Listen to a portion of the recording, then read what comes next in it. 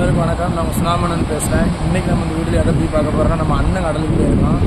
அண்ணன் வந்து அதாவது சாலை நெத்திலியெல்லாம் பிடிச்சிட்டு வரதுன்னா போட்டு அட்டியோடு வருது உள்ளாயின்ட்டு. இன்றைக்கி அது எப்படின்றத பார்ப்போம். அந்த மீன் ரொம்ப டிஃப்ரெண்ட்டாக இருக்கும்.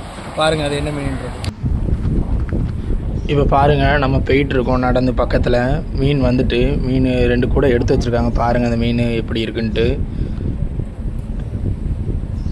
பார்த்தாலே உங்களுக்கு தெரிஞ்சிருக்கும். பொடி சாலையும் பொடி நெத்திலையும் நம்ம ஏற்கனவே சொன்ன மாதிரி தான், அண்ணன் சொன்ன மாதிரியே 2 கலந்து வந்திருக்கு. அங்கே பாருங்களேன். இப்போ அதாவது அங்கேருந்து 2 பேர் கழுவிட்டு இருக்காங்க பாருங்கள்.